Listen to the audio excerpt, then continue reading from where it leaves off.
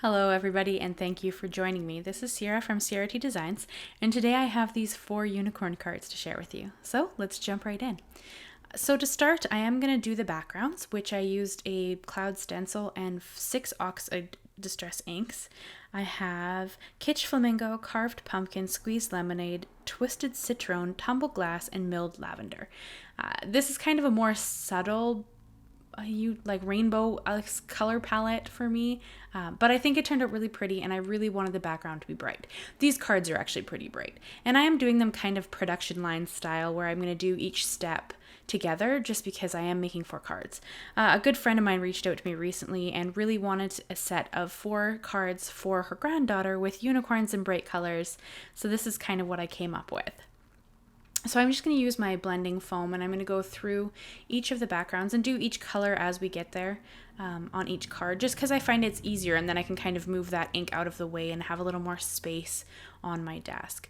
I do clean up in between as well. Like you see me here in a second, the desk will be cleaner. It's going to be editing, so you won't see it here. The desk is cleaner. So I do clean up in between just to not get ink all over the place. And I did also wipe the stencil off so that the ink wasn't still there when I turned it, so that I wasn't getting colors on there that shouldn't be on there.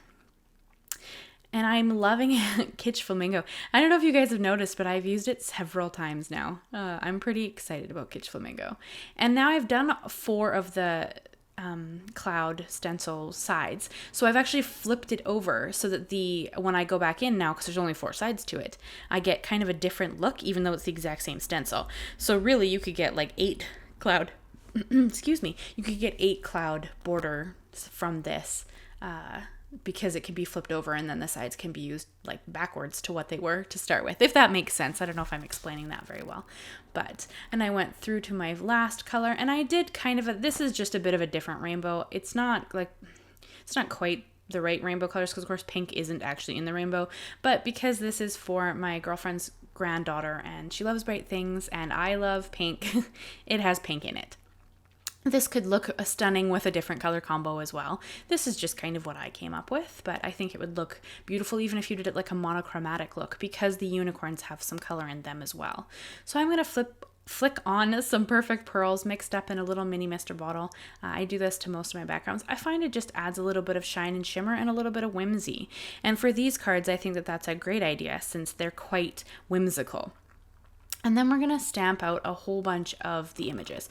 So I am going to set these aside to dry once I finish flicking it on. And then I have pretty much all of the images from the Assignments as Stamp Unicorn Love stamp set. Now this specific stamp set has been discontinued. However, you can still buy them in the Etsy store from the artist who actually drew them. And I'll have that linked and listed down below if you want to go and check her out and give her some love. She has some amazing designs. But this stamp set from Simon is no longer being sold. But this would work with any stamp set you had that had adorable images in it. This is just the one I chose to use because she asked for unicorns. And this is a piece of Hammermill cardstock that I cut in half. It was 8.5 by 11 and I just cut it in half so that I could do 2 panels of all these images. I wasn't sure how many images I needed, so I just stamped out every image in there and then a couple of extras after this that you won't see me stamp because I need a couple more wings and I stamped out a couple more stars. And this is a Copic safe ink because I knew that I wanted to Copic color them. So there is going to be a bit of Copic coloring. This is sped up quite a bit, but I know people like to see it, so I wanted to show you the Copic coloring, but it is sped up lots, so it won't take too long to color, and it won't be all of the images. I'm going to show you a breakdown of each color, and then that's going to be it. So for this first one that I'm doing the barn there, I have E43, E44, and E47, and I actually end up coloring the barns differently. Now you could absolutely do a red barn or a weathered barn or whatever you wanted to do. I chose to do like a wood look, and this is just me kind of adding some texture into the wood. You're not going to be able to tell as much when we get to the end, and I do the other barn completely differently. But when I like to Copic color, I like to bring in my lightest color, do a full wash on whatever I'm coloring, which I did with my lightest color in this instance, and then I bring in my mid-tone color and add some shadowing and shading and texture in this case, and then I bring in my darkest tone and kind of just deepen the shadows that I've already created with the mid-tone, and then I brought back in my lightest tone and just kind of toned it down a little bit just because I don't want the barn to be the focus. And in the end, I don't think that it is. However, it kind of is at the moment on this very white piece of cardstock, but later it won't be. And then I also did the little doors as well, and then added some shading and some mid-tone to each of them. I was kind of trying to create it like the panels were like recessed a bit, so that's kind of what I'm trying for the shading and shadowing here. I mean, I'm not an expert at Copic coloring. I'm kind of just, I practice and I try really hard, but you know, I'm not an expert, so it's just a lot of practice and a lot of trial and error, and sometimes what I do turns out amazing, and sometimes it doesn't come together as well as I'd hoped. So I think the coloring on this is pretty adorable. There's not a ton of blending in these just because it wasn't necessary, but they all have 3 tones to them. So the 2 colors I'm going to use on the unicorn bodies are, in this case, this one's the cool grays. So I have C1, C3, and C5. And again, I'm just going to lay a full wash of my lightest tone and then add the mid-tone and go back in with my deepest tone to add some shadows. And then on the other unicorn, I'm going to use warm grays, which is W1, W3, and W5. This is just because I wanted some difference between my unicorns, because I did color, I believe, 8, because there's 2 on each card. And I didn't want them all to be cool grays. They absolutely could have, or you could color them brown, or you could whatever color you want to do. I chose to do grays just because I knew that I was going to have a lot of rainbow color, and I didn't want them to pull focus from that. Now, the rainbow, there are going to be rainbows involved in the manes and the tails on the unicorns, but the skin tone or hair or whatever is sets of grays. And then to these little clouds, I added a little bit of color to them. Only a little bit. I used B01 and I believe V01 just to color in the clouds there. And then I came in with my like more of a pastel rainbow palette here for the other items on there. So I'm just going to show you the rainbow there and I think one set of the hair. But for that, I have RV00, Y00, G00, B00, and V01. Only because I don't even know if there is a V00, but so the V is a little bit brighter than the others, but I think that it comes together really well. And this is one of my favorite pastel palettes for rainbows. So you can see here I've colored in all the mains and I've colored in everything else with those rainbow colors. And then I'm just going to bring in a bit of an orange color to tie into my background. So I brought in YR31 and YR12, and I'm just going to do my stars with those colors. So I colored in the stars a little bit in the center. I added some shadowing to kind of give them some depth. And I'm going to do that with all of the stars. And then I'm going to end up fussy cutting these out because there aren't a matching die set for that. I don't mind fussy cutting things. It doesn't bother me at all. But if you don't like it, I mean, absolutely use a set that has a die set. That's completely an option. Or, you know, you could, if you had a scan and cut or anything like that, you could use them. I don't mind fussy cutting, so that's what I'm going to do.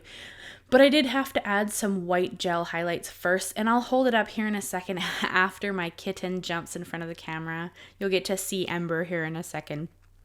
She just couldn't resist. She's a bit big now. She's, she'll be 2 in September, I think. So she's a bit bigger now than she was last time she showed up on video, but she is going to jump up here in a second. And I'm just doing some white highlights. And honestly, there's no rhyme or reason. I've been asked by people, you know, why do you put them there? Where do you put them? And there's no real rhyme. There she is right there.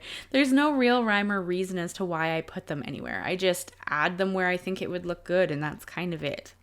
So with the clouds, I knew that I was going to add a bunch of glitter. So that's why I only colored in the little areas so that it would shine some color through my glitter. So I brought in my Barely Art glue and I just put little lines around the clouds. And then I'm also going to bring in, I have Simon Says Stamps Unicorn Dust and Unicorn Confetti, which this is the confetti, and I just sprinkled that on top of a filter, like a coffee filter, to catch it. And then in this little, what is it? It's like a mister bottle for... What's it actually called though? Let's see. I'm pretty sure I wrote it down. Yeah, I don't think I wrote it down to be honest with you. Glitter duster. It'll be linked and listed down below. Everything I use always is, if you guys are ever curious about it. And if you ever have a question, please ask. I'm happy to answer any questions you have. And then you can see here that I kind of laid out the design that I was going for. I did all of the clouds. I didn't show you that because, I mean, it was the same thing on each one. And this video is already a bit long and I had to kind of speed up a lot of parts so that it wouldn't be crazy long to start with. But I did all of the clouds the same way, just with that the glitter, 2 sets of glitter, and then just dumping it into a coffee filter. And I think it went pretty well. I didn't have a lot of glitter everywhere, which I'm always excited about, but I just love what it adds to the background, or sorry, to the images, the clouds in this case. I like the chunky glitter. I think it just really is quite pretty. And then I did have like the unicorn's hair or mane hanging off of the card, just because I wanted it to seem like there was more going out of the scene. I don't know that that's necessarily necessary in this instance, because it's more of a kind of set card. Like there's not a lot of a scene going on so much, but I think that it helps the look in the end. And I'm going to do these 2 here you can see, and then the 2 that I do that you're not going to see are done the exact same way. I just switched up my unicorns. So there's not the same 2 unicorns in the same 2 places, but the cards are going to look the exact same. And I just adhered everything down either using my Berry Art glue or some really thin 3D foam squares, just to add a little bit of depth and dimension. So like behind the unicorn that's sitting on the rainbow, he's propped up with, or she is propped up with 3D foam squares, but the unicorn that's flying is stuck down. So it's just to add a little depth and dimension between it. And then like the stars, 2 of the stars are propped up with the 3D foam squares, and the other one's just glued down. And then here you can see that I'm just going to bring in my scissors and just trim off anything that is hanging out. I did this directly on the base just because that's what I thought would be easiest for these, because I wanted the whole space of the panel of the front of the A2 sized card, so I didn't want to use a panel for it. I just used the base and then glued it down. And my girlfriend requested that there be no sentiments on them so that her granddaughter could give them to her friends, and they wouldn't be specific to anything. So I didn't add a sentiment to them. You absolutely could. You can make them a birthday card, or I think there'd be a lot of options there, but... And I'm just going to hold them up so you guys can check them out. I would love to know what you think of these cards. I think they turned out pretty adorable. I can't wait to hear what my girlfriend's granddaughter thinks of them, but I think that they turned out pretty amazing, and I think that they were a lot of fun to create, although they did take quite a bit of fussy cutting, but I think it turned out really good in the end. So I'd love to know what you guys think. Leave me a like, leave me a comment, and consider subscribing if you haven't already. I put up a new video every Monday, and then I join in on hops and anything else that comes up whenever I can. Thank you so much, guys, and I'll see you again soon. Bye-bye for now.